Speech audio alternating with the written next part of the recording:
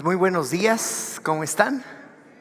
Póngase en pie, vamos a comenzar y pues dar gracias al Señor. Tenemos la oportunidad de estar en este lugar y seguir conociéndole a Él. Yo creo que nunca vamos a terminar de conocerle, pero tenemos la certeza de que un día estaremos cara a cara frente a Él. Y le veremos, como dice la Escritura, tal y como Él es. Eso será fantástico. Pero vamos a darle gracias. Señor, gracias por este tiempo.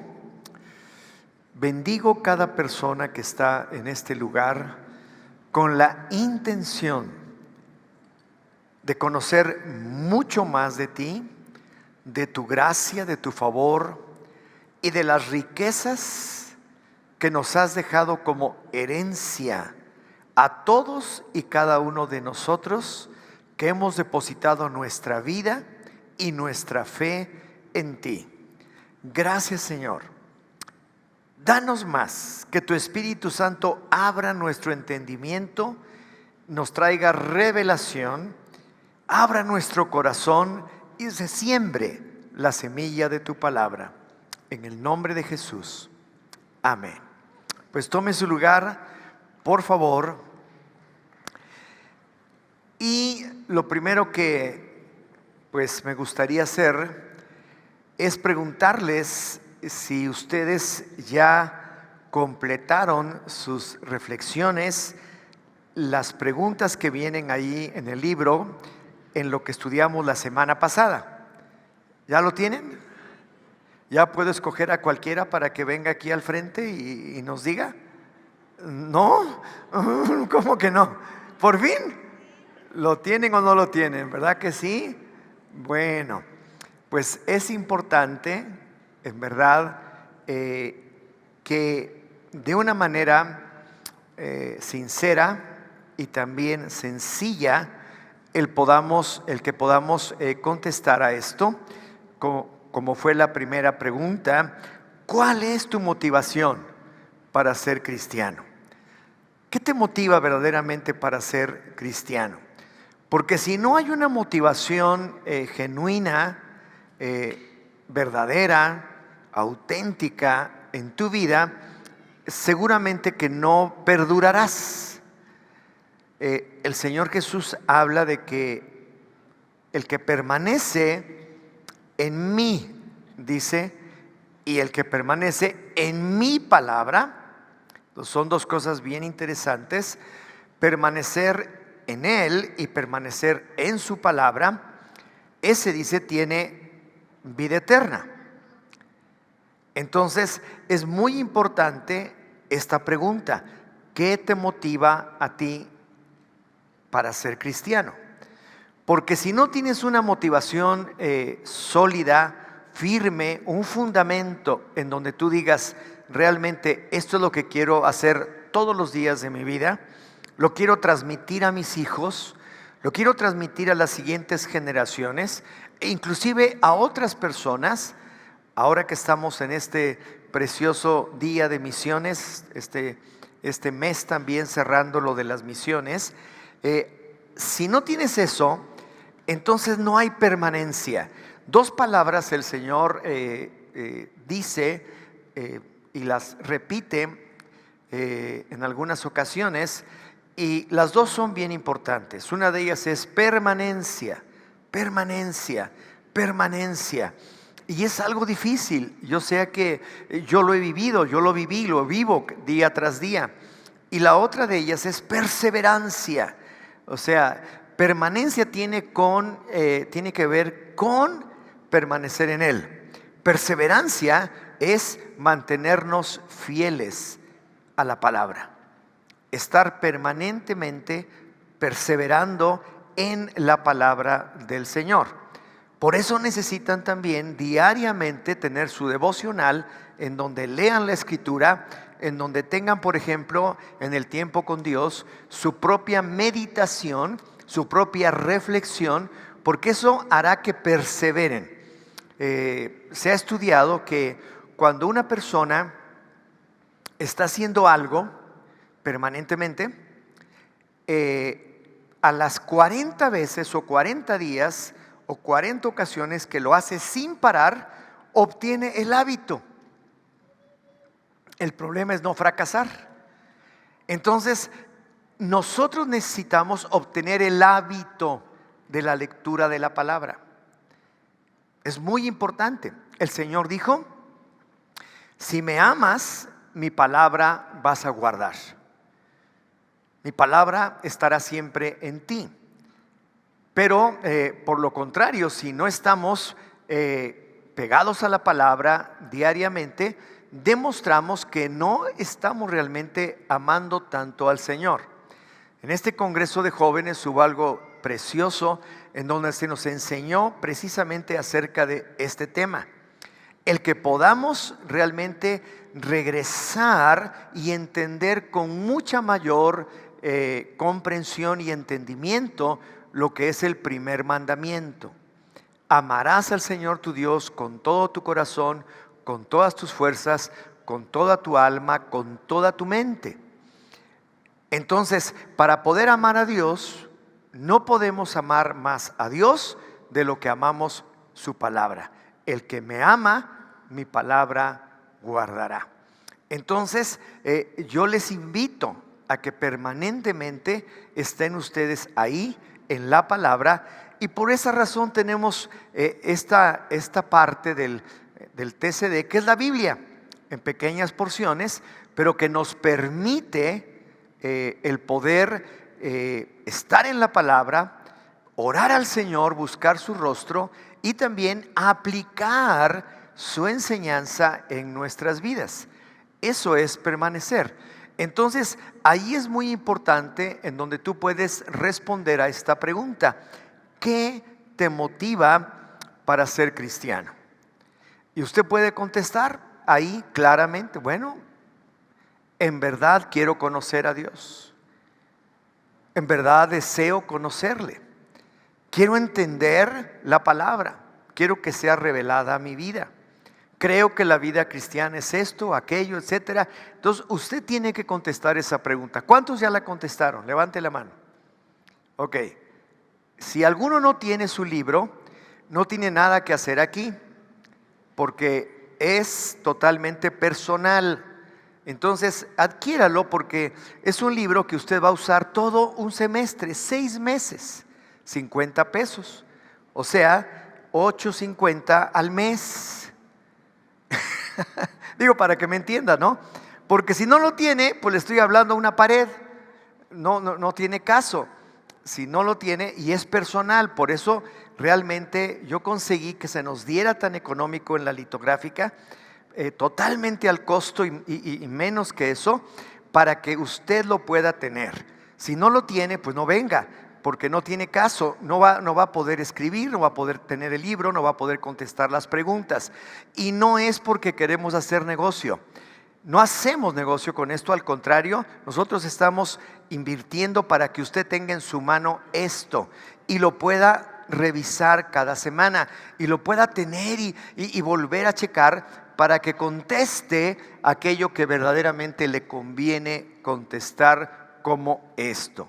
La segunda pregunta es esta: ¿cuál crees que es tu llamado en el cuerpo de Cristo? Pablo está hablando que todos nosotros, una vez que recibimos a Cristo y que empezamos a caminar con Él, tenemos que servir. Y entonces siempre el Señor está otorgando dones y talentos a las personas para que en un momento dado, a través de ese don o ese talento, puedan desarrollar un servicio. Entonces tú tienes que entender, bueno, ¿cuál es mi llamado? ¿Qué puedo hacer yo dentro de lo que es la obra? ¿Puedo salir a las calles? ¿Puedo ir a las cárceles? ¿Puedo estar aquí en casa? Hay más de 35 ministerios a donde usted puede trabajar, a donde usted puede servir 1 vez, 2 veces al mes, no sé, lo que el tiempo también le pueda facilitar. Pero lo importante es que descubra usted mismo para qué sirve. Porque el que no sirve, no sirve, ¿verdad? Ya, el que no sirve, pues no sirve y no sirve para nada. Entonces, ¿cuál es? Y la tercera pregunta es algo importante porque Pablo menciona que desde el primer momento en que nosotros recibimos a Cristo y comenzamos a caminar con Él, ya entramos en una nueva vida, a lo que Él denomina que estamos ya ahora dentro de una carrera, de algo que tenemos que continuar y permanecer en ella todos los días de nuestra vida. Todos, no nada más de repente, todos los días. Entonces la pregunta es, ¿qué tienes que hacer para que puedas terminar tu carrera? Para que llegue el momento, como él dice al final de sus días, he acabado la carrera, he guardado la fe. Por lo demás, sé que me espera en el cielo algo muy importante para mí, de parte de mi Dios, porque me lo ha prometido. Entonces, estamos en una carrera en donde tenemos que ir caminando dentro de ella hasta llegar al final. También en este congreso, uno de los oradores habló acerca de pasar solamente de panzazo, ¿verdad? No sé si algunos jóvenes que están aquí se acuerdan de eso, y los que estuvieron también aquí igual.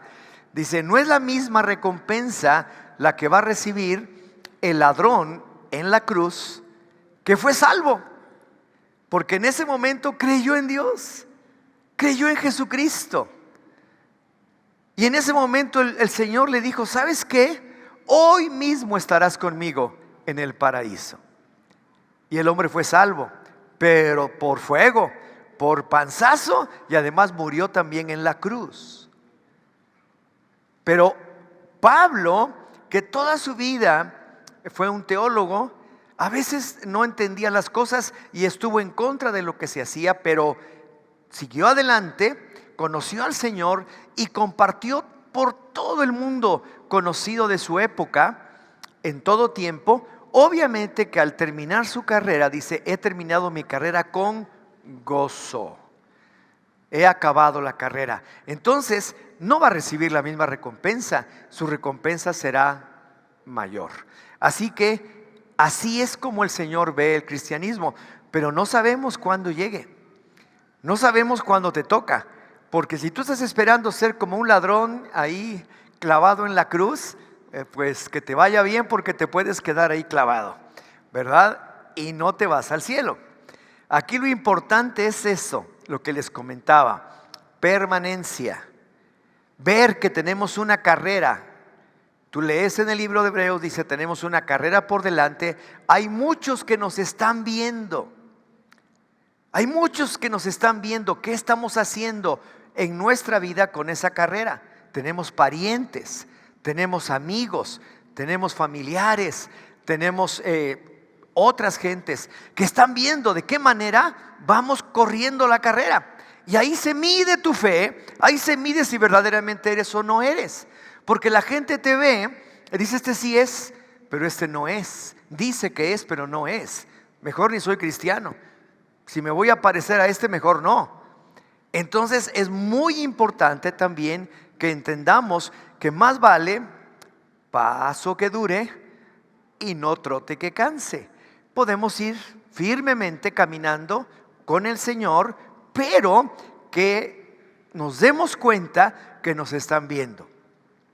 Nos está viendo el esposo incrédulo que pues a lo mejor estoy aquí nada más porque sí. Nos está viendo la esposa que está luchando porque esto. Los hijos que también no saben si es de a de veras lo que está pasando en su casa, si ya hubo un cambio, si verdaderamente quieren ser diferentes. Nos están viendo los papás, nos están viendo los demás hermanos, nos están, wow, una gran cantidad de gente. Dice una nube de testigos que nos está viendo. Pero si nosotros nos mantenemos fieles y lo mostramos, porque no nada más es que sí, ¿verdad? Sino lo mostramos a los hijos y a todos firmemente, determinantemente. No me muevo. Es que yo no me muevo. Si tú no quieres ser cristiano, está bien, haz lo que quieras con tu vida. Pero en mi casa, yo soy cristiano. Y todos van a caminar en ese plan. Entonces, ¿cómo y qué vas a hacer para terminar bien la carrera en tu vida? Tercera pregunta. ¿Ya las contestaron? Si no, pues ya tienen tarea. Pero hoy, ahí les va. Ya estamos en este capítulo 1, en la página 7, los destinatarios del libro. Aquí es importante descubrir que Pablo escribe una carta a los Efesios.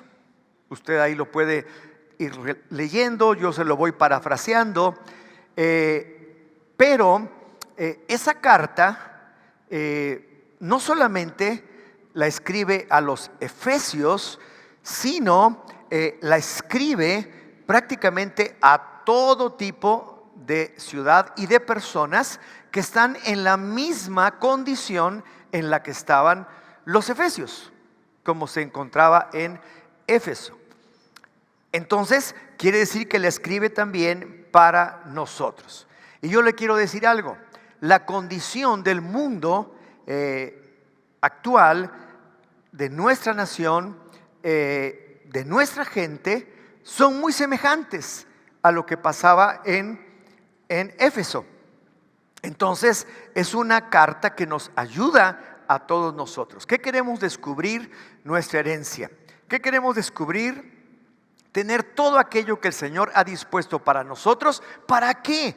Para que verdaderamente podamos terminar con gozo nuestra carrera, lleguemos al final y digamos: he acabado la carrera, he guardado la fe, estoy aquí y yo sé que el Señor está esperándome, y yo sé que me espera una grande recompensa que solamente Él tiene para mí en exclusiva. Entonces, ¿a quién está hablando? Primeramente dice a los santos. Entonces, en la carta, de inmediato él empieza hablando de esa manera. Dice: Pablo, apóstol de Jesucristo, por la voluntad de Dios, a los santos. Entonces está hablando a los santos. 9 veces Pablo llama a los creyentes santos en el libro de Efesios. Pero ¿qué significa esta palabra de santos? Y a veces es diferente a lo que nosotros creemos. En el contexto dice: santo no se utiliza como un título religioso, ¿verdad? No se refiere a alguien que ha realizado algún milagro y además está muerto. Pablo se dirige a los efesios estando ellos vivos y sin tener milagros atribuibles a su vida. Este término se aplica a todos los cristianos en general. ¿Por qué razón? Por lo que dices en lo siguiente. Implica el tener un propósito especial. ¿Cuál es ese propósito especial y qué incluye esta palabra santo? Ser apartado, subráyalo ahí, ser apartado, teniendo fronteras, límites y un diseño específico. ¡Wow! Soy apartado, el Señor me ha apartado. Leímos la vez pasada que somos elegidos, hijos de Dios, que nos ha elegido. Santo básicamente quiere decir apartado. Viene de la palabra agios en el griego, que quiere decir apartado. Y entonces somos apartados, pero tenemos fronteras, o sea, tenemos límites, pero también tenemos un diseño específico, el cual está conformado por lo que Dios está dando a cada uno de nosotros. Entonces, básicamente es que somos apartados, como algún objeto específico para alguna cosa, así nosotros somos apartados para Él. Somos apartados ya en nuestra vida y nada nos puede separar del amor de Dios. Nada nos puede separar del amor de Dios. He sido apartado. Tengo un propósito muy específico. Un plan para mi propia vida, para mi familia, un plan para con mi esposa, un plan para con mis hijos, un plan para la sociedad. Soy apartado de parte de Dios para mi propia vida. Cristo nos dejó un ejemplo de la verdadera santificación. La manera en que Él lo marca es esta: por ellos, dice el Señor, yo me santifico a mí mismo para que ellos también sean santificados en la verdad. ¿De qué manera eres apartado? Muy sencillo. Soy apartado porque creo en la palabra de Dios. Esta es la palabra de verdad, esta es la palabra de fe, dice que predicamos. Si en algún momento dado hubiese alguna duda o tuvieras que enfrentar alguna cosa de esa naturaleza que no cabe o que no entra, lo único que tienes que decir, esto para mí es mi fe. Es en lo que yo he depositado mi confianza, mi fe, mi propia vida, y además es mi regla de fe y conducta en todas las cosas. Y esto es totalmente personal, sobre todo en estos tiempos, en donde probablemente algunos les hagan preguntas difíciles, les hagan preguntas que a lo mejor no pueden contestar. Ustedes dirán, lo que dice este libro para mí es mi regla de fe y conducta.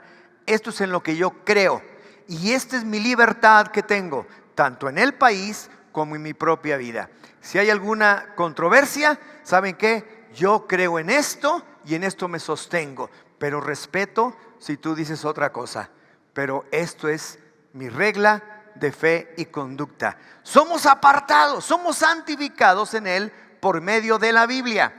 Hoy que hay tantas preguntas acerca de lo que es la identidad, la igualdad de género y todo ese rollo de cosas, ¿sabe qué? Usted puede decir lo que quiera, le dirá a alguna persona, pero yo tengo esto y en esto creo. Esta es la verdad. Esta es mi regla de fe y conducta y lo que dice aquí es en lo que yo pongo mi confianza. Pero te respeto. Vive tu vida como quieras. Yo voy a vivirla conforme a lo que creo. Y estás absolutamente dentro de tus derechos humanos, dentro de tu derecho como persona, sin salirte de ahí. Tú haces lo que dice, lo que tú crees, pero respetas lo que hacen otros, allá ellos.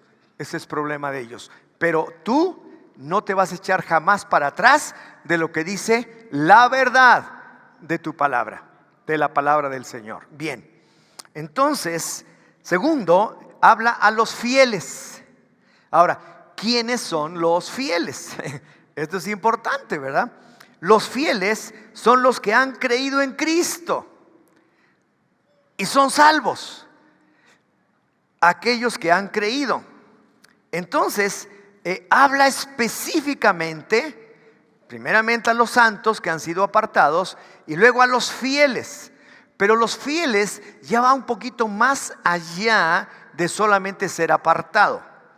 Está hablando básicamente ya a los cristianos que están ya firmes en su fe allí en Éfeso.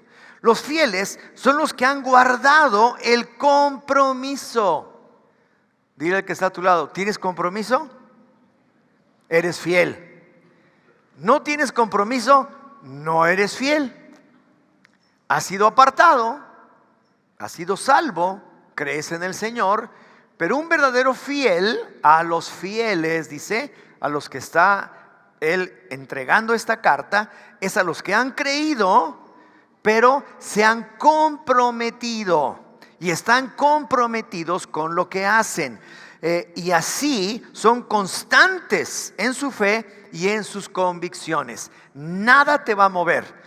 Que vienen con una controversia de lo que quieran, tú simplemente sacas tu Biblia, los versículos que el Señor sabe que te has aprendido de memoria, otros que sabes dónde están, y por eso es importante que lean la Biblia. Porque yo he visto gente que dice, es que la Biblia dice esto y esto y esto. ¿Y en dónde? Pues en la Biblia. Sí, ya sé que en la Biblia, pero ¿en dónde? ¿Quién? ¿Cómo? ¿Cuándo? Y se quedan fríos. ¿Por qué? Porque necesitamos conocer nuestra fe. Necesitamos conocer en qué hemos creído. Necesitamos conocer qué dice cada una de las cartas. Necesitamos conocer por lo menos en general de qué se trata cada libro, ¿verdad? Cada uno de los libros de la Biblia, decir en 2, 3 palabras de qué se trata, para que podamos identificar inmediatamente dónde se encuentra aquello de lo cual nos están demandando en nuestra propia fe. Entonces, esos son los fieles, los que realmente están comprometidos. Y esto es sumamente importante en nuestros días, en donde todo es tan vano, todo es tan ligero, que se toma tan a la ligera lo que es Dios. No se puede. En el caso de nuestro Dios, o lo tomas en serio o no lo tomas. Así de simple. El Señor fue muy claro, muy específico. Entonces, o lo tomas en serio, o mejor ahí te la llevas y que te vaya bien, ¿verdad? ¿Por qué? Porque el Señor es alguien que va a recompensar de una manera que nos imaginamos, primeramente aquí en la tierra y después también en su presencia. Y eso es algo bien importante. Entonces, nada más para que tengan una idea de lo que era en ese tiempo la iglesia de Éfeso, dice aquí que tenía un templo dedicado a la diosa Diana o Artemisa, en el cual servían más de 3,000 prostitutas. ¡Ay! Entonces, y lo que es más, la idolatría era el aspecto que más contribuía a la prosperidad de los negocios en dicha ciudad. ¿Qué sucedía? Que supuestamente la adoración a la diosa Diana, la diosa de la fertilidad y la diosa X, también incluía en que dentro del templo pues te daban un servicio, ¿verdad? Te daban una atención extra, ¿verdad? Era un templo gigantesco, fue una de las 7 maravillas del mundo, en donde había todo esto y llegaban ahí para adorar a Diana y por ahí les daban su servicio, ¿verdad? Le daban su atención, ¿verdad? En donde se mezclaba la inmoralidad sexual, que es tremenda, pero también aparte la idolatría, porque había también una gran cantidad de brujos, de brujas, de espiritistas, de gente que... Entonces imagínense ese lugar en donde era la ciudad más importante después de Roma, de las que había conquistado el Imperio Romano. Hace un poquito más de 3 años tuvimos la oportunidad de estar ahí y de conocer el anfiteatro, en donde agarraron a Pablo, ¿verdad? Y ahí mismo lo querían linchar. Y es una cosa enorme, esto está chiquito comparado con ese anfiteatro gigantesco, en donde dice la historia a través de los libros de la Biblia, en el libro de los Hechos específicamente, en donde dice que los efesios estuvieron ahí gritando por más de 3 horas: diosa de los efesios, Diana, y Diana, y Diana, todo el tiempo. Por más de 3 horas gritaron que esa era su diosa, que no iban a aceptar nada. Y bueno, Pablo es rescatado como quiera que sea, pero hay gente que cree en el Señor y se forma esta iglesia extraordinaria, en donde dice la escritura que pasa lo siguiente: muchos de los que habían creído venían confesando y reconociendo sus prácticas públicamente. Asimismo, un buen número de los que habían practicado la magia trajeron sus libros y los quemaron delante de todos.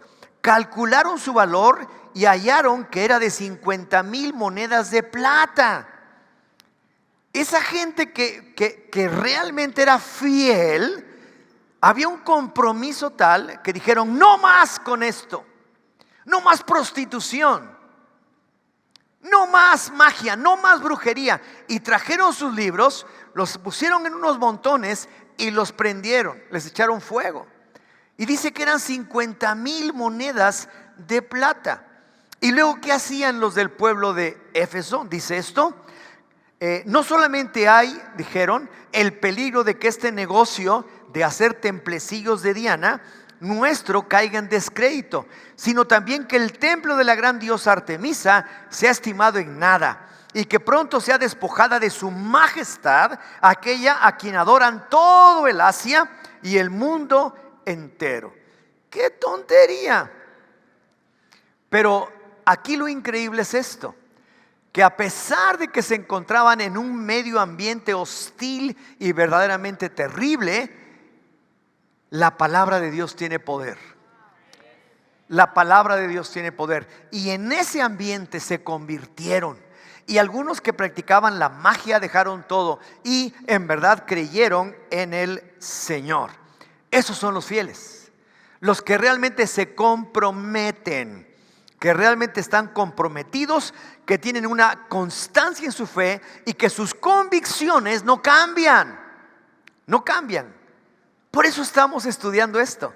Qué herencia tan hermosa nos ha dejado el Señor cuando por el Espíritu Santo te ha traído convencimiento y te ha traído convicción de que estás en el verdadero, de que estás en el único y verdadero Dios.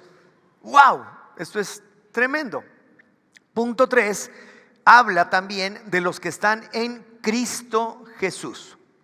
Ahora, esto es una doctrina, como dice aquí, una frase muy importante, porque el estar en Cristo es algo sumamente importante para el creyente. Es muy, muy importante. Pablo repite este concepto en sus libros 164 veces. Imagínate lo importante que debe ser. Los pasajes que tratan esa doctrina nos ilustran la relación tan fuerte que el creyente tiene con Cristo. Como ejemplos podemos tomar el de la vid, Juan 15, 1 y 15. De 1 al 15 no lo vamos a leer, usted lo hace en su casa con calma, toma su Biblia, agarra el capítulo Juan 15 del Evangelio según San Juan y lee del versículo 1 al 15. ¿De qué trata? De lo que es la vid y los pámpanos.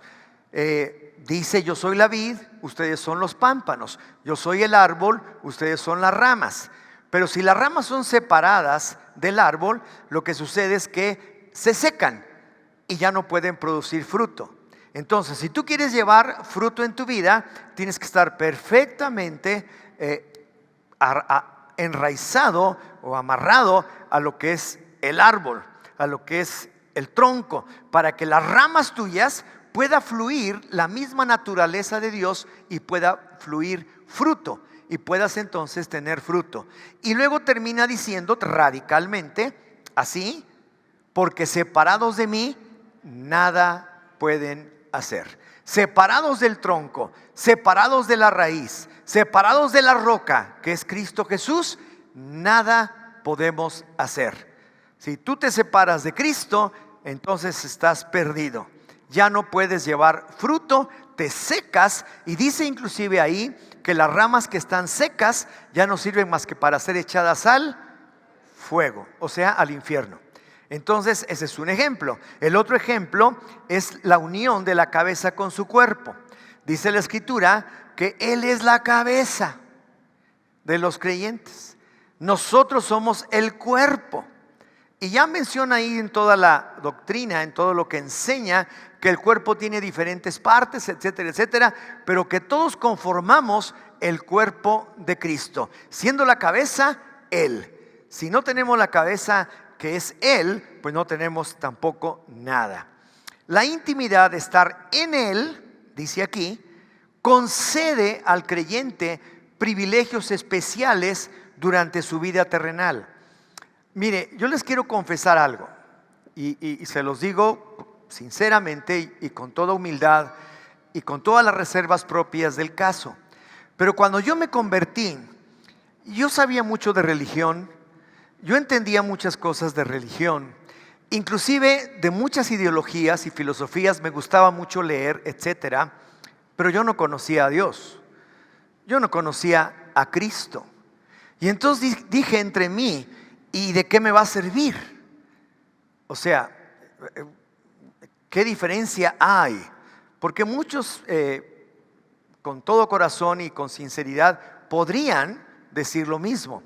Entonces yo le dije al Señor: mira, Señor, si tú eres de esos que me dice que aquí en la tierra tengo que sufrir, tengo que estar pasando tremendas consecuencias, que voy a vivir amargado, que voy a estar sin dinero, todo pobre, todo desarraigado, y que después de eso a lo mejor me voy al cielo, pues ¿sabes qué? Yo no quiero ni necesito a ese Dios.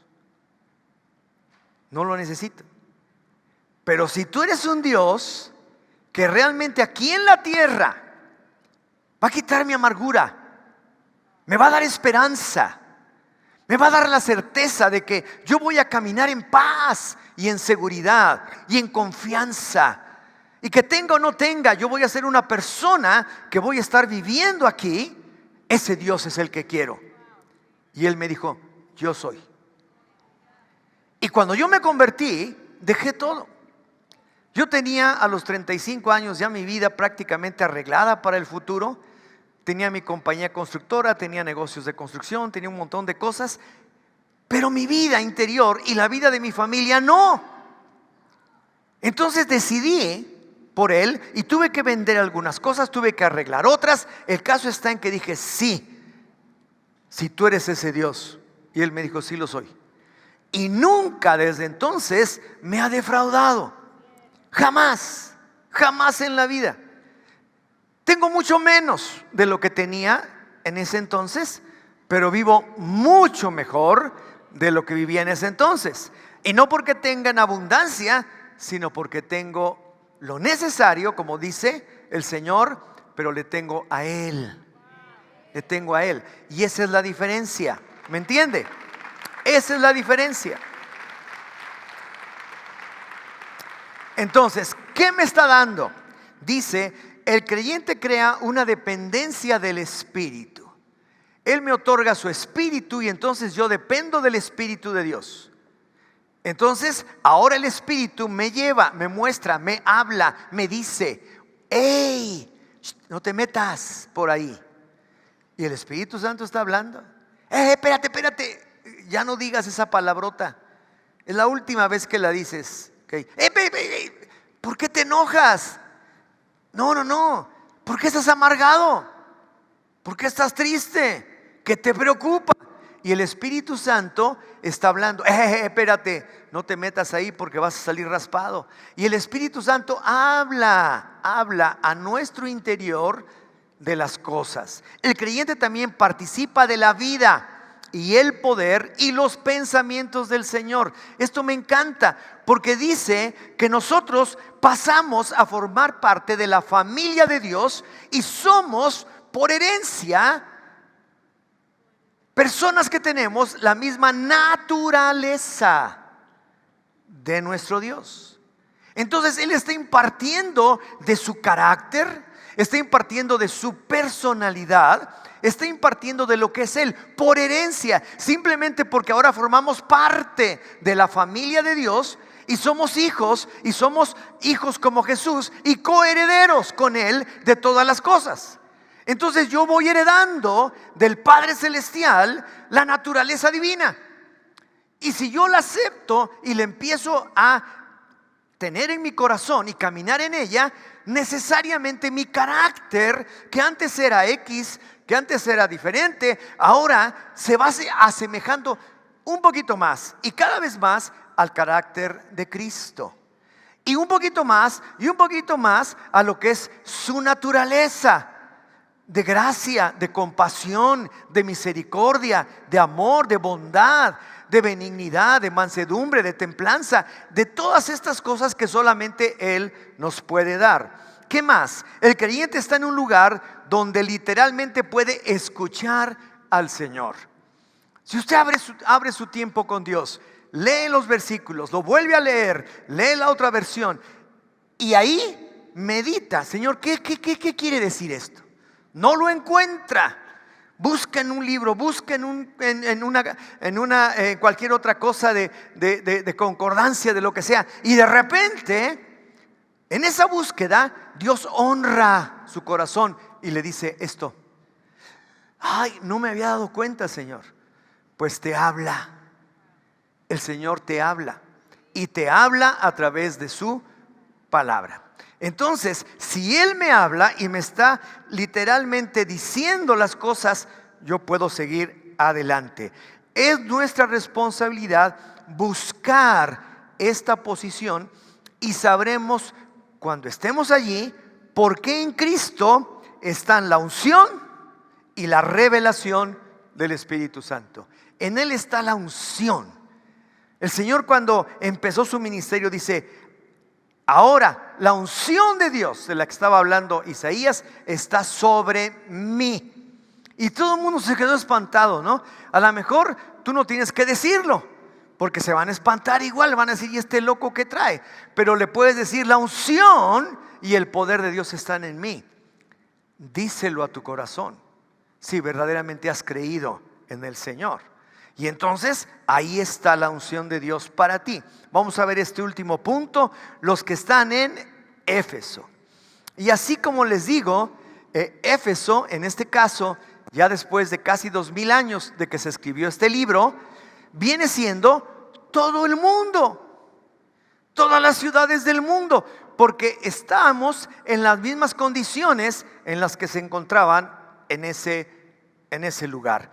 Éfeso tenía prosperidad, pero también una abundancia de sensualidad y crueldad, y además una fuerte inclinación al sexo y a la brujería.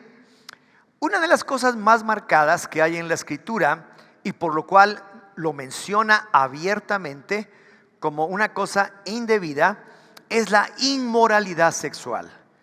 En verdad, si algo molesta a Dios, es la inmoralidad sexual. El Señor creó hombre y mujer. ¿Para qué? Para que fueran una pareja que procreara hijos, que fueran los que señorearan y estuvieran sobre la faz de la tierra por toda la vida, haciendo la voluntad de Dios. Pero hasta ahí hay hombre y mujer.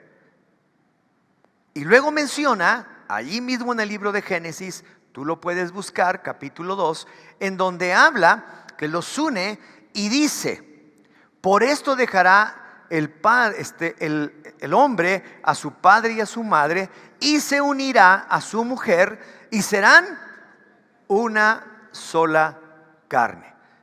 Entonces, desde un principio, Dios establece claramente el orden. No hay mayor orden que este. Entonces, cuando las personas se salen de este orden, cuando se salen de este orden que establece Dios, entonces empieza a haber inmoralidad, ¿verdad?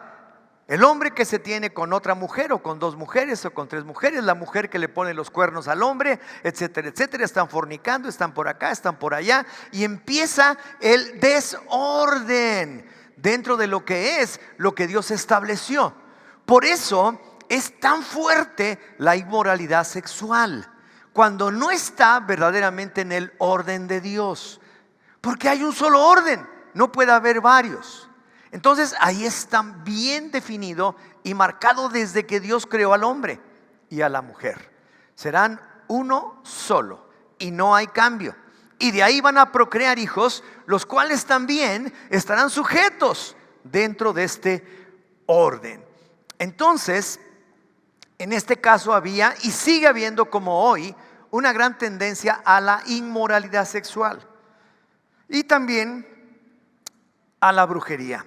Hoy en nuestras culturas, cada librería del mundo resulta tener una sección de libros sobre brujería. Por otro lado, los programas de televisión están plagados de un descarado énfasis sobre el sexo y sobre todo la inmoralidad sexual. ¡Wow! Tremendo. En general, las ciudades de nuestro mundo, al igual que Éfeso, están llenas de maldad y nos bombardean con todo tipo de tentaciones. Y aquí hay unas preguntas. En tu caso, ahí también tienes que ir pensando. ¿Luchas contra la sensualidad? Hay chicas que no se dan cuenta que son sensuales, que por naturaleza ahí la traen medio chueca y son muy sensuales. Se visten de una manera incorrecta, actúan de una manera incorrecta, y los hombres también. A veces se creen gigoló, ¿verdad? Y aquí yo muy carita y aquí yo muy... Y ¿sabes qué? Eso no. Por eso dice: luchas contra la sensualidad, luchas contra el poder de la oscuridad. Hay un poder de las tinieblas. Luchas contra el engaño de la brujería. en tu ciudad? Hay muchos que todavía están diciendo, no, yo lo que necesito es que me hagan una limpia. ¿Cómo que una limpia? ¿Qué te pasa? ¿Que no tienes un Dios todopoderoso? ¿Que no tienes un Jesús que murió en la cruz por ti? Desde luego que sí. Entonces, este libro es muy importante para ti. Los métodos para asegurar la victoria sobre nuestro enemigo se encuentran aquí, en la Biblia. Y podremos ganar las batallas contra la maldad en nuestras ciudades si entendemos este libro. Y aquí nos vamos a parar, porque en verdad es muy importante que entendamos todo esto que les he comentado. Wow, a mí me encanta, es como